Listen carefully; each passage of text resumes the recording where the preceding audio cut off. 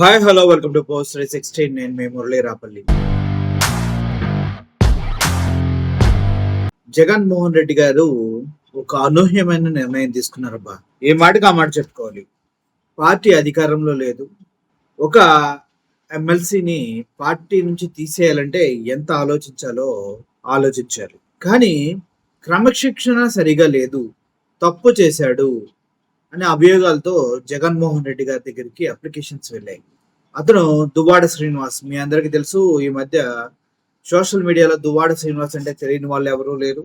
ఆంధ్రప్రదేశ్ వ్యాప్తంగా దువ్వాడ శ్రీనివాస్, మాధురి అనే ఒక వివాహిత ఇద్దరు కలిసి చట్టా పట్టాలు వేసుకొని ఎక్కడ పడితే అక్కడికి చెంగు చెంగంటూ తిరుగుతూ అసలు వాళ్ళు చేయని కార్యాలంటూ ఏం లేవు. నిజం చెప్పాలంటే దువ్వాడ శ్రీనివాసరావు ఎవరైతే ఉన్నారో అతని ఒరిజినల్ భార్యని అమ్మనా బుద్ధులు తిట్టింది మాధురి. వీళ్ళిద్దరు కలిసి బిజినెస్ స్టార్ట్ చేస్తారు, వీళ్ళిద్దరు కలిసి టెంపుల్స్కి వెళ్తారు, వీళ్ళిద్దరు కలిసి పూజలు చేస్తారు, వీరిద్దరు కలిసి చేయంది ఏదీ లేదు. కానీ పార్టీ అధిష్టానానికి ఈ విషయం ఎంతవరకు తెలుసు అంటే వాళ్ళిద్దరి మధ్య ఎటువంటి రిలేషన్ ఉంది, నిజంగానే దువ్వాడ శ్రీనివాస్ తప్పు చేశారా అని పరీక్షించినటువంటి పార్టీ వైఎస్ఆర్సిపి పార్టీ. దువ్వాడ శ్రీనివాసు క్రమశిక్షణ చర్యలు తీసుకుంటూ ఎమ్మెల్సీగా ఉన్నప్పటికి కూడా పార్టీ సభ్యత్వంతో సహా మొత్తాన్ని రద్దు చేయటం జరిగింది, సస్పెండ్ చేయటం జరిగింది. అంటే అర్థమైందా? తన మన తారతమ్య భేదం లేదు బ్రదర్. నువ్వు నావాడివైనా బయటవాడివైనా తప్పు చేస్తే ఒకటే రూల్. సొంత భార్యలు పెట్టుకొని వేరే వాడి భార్యతోటి చట్టా పట్టాలు వేసుకుని తిరుగుతూ వాళ్ళిద్దరు పర్సనల్ విషయాలు మనకు అనవసరం, కానీ పార్టీకి అవి చాలా అవసరం. ఎందుకంటే పార్టీ అన్నిటినీ సహించదు.